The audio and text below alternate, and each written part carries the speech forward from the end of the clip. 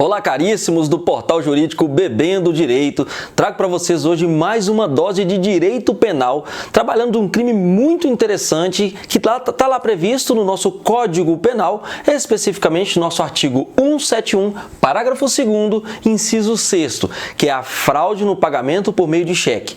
Esse tipo de crime é um crime que a gente conhece aí como cheque sem fundo, é o tipo de delito segundo o qual o sujeito emite um cheque sem suficiente provisão de fundos ou até mesmo ele frustra o pagamento desse cheque. Ah, como é que frustra o pagamento de um cheque? O sujeito vai lá e susta o cheque no banco. Isso é uma forma de frustrar o pagamento. Ah, como é que ele emite um cheque sem suficiente provisão de fundos? Ele sabe que não vai ter fundo, emite o cheque, faz uma compra, passa uma pessoa para trás e aí nós temos aí o famoso crime de estelionato nesta modalidade de cheque sem fundos.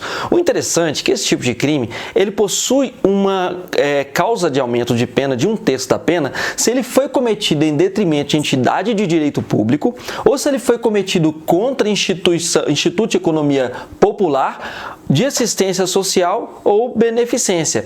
Mas também nós temos uma pena em dobro nesse tipo de crime se ele foi cometido contra o idoso. Veja como é que muda muita coisa. Primeiro, lembrar que o idoso, lá do Estatuto do Idoso, é a pessoa que tem 60 ou mais anos de idade.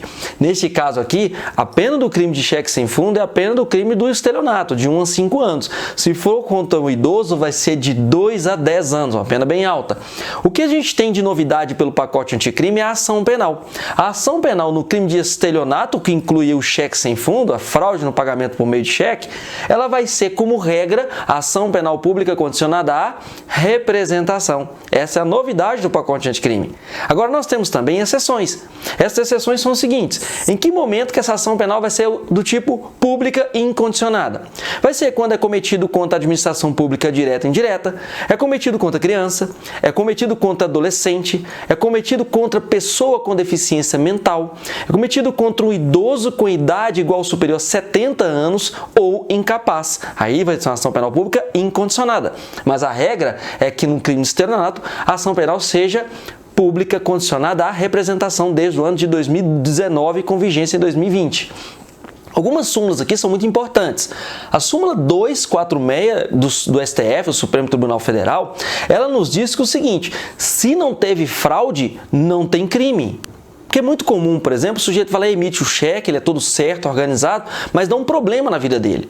Se ele não paga esse cheque, não automaticamente vão falar que aconteceu o quê? O crime de cheque sem fundos. Ali pode ser uma situação excepcional, porque não houve fraude. Para que haja o crime de cheque sem fundo, a gente tem que falar de uma modalidade de estelionato. Bacana? De acordo com as súmulas 251 do STF e 244 do STJ, o foro competente para julgar as causas envolvendo emissão de cheque sem suficiente provisão de fundos ou defraudação no pagamento desse cheque é o foro onde há a recusa do pagamento pelo sacado. Quem que é o sacado? É o banco. Então, ali ou na agência onde o banco negou o pagamento, entendendo que houve uma fraude no pagamento do cheque ali, vai ser o local competente para processar e julgar esse tipo de causa. Por fim, a súmula 554 do STF, que vai tratar de uma situação bem interessante, que vai figurar uma extinção de punibilidade, uma específica e causa até mesmo de isenção de pena. Por quê? Se acontece o pagamento após a denúncia, isso não afasta o crime. Por consequência, interpretando essa súmula ao contrário, que conclusão que a gente chega?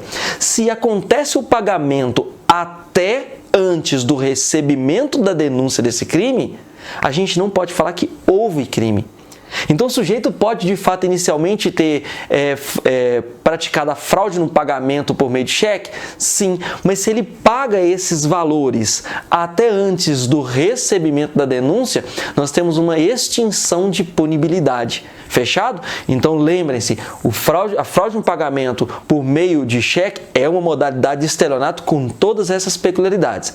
Essa é mais uma dose do Bebendo Direito para vocês. Até a próxima!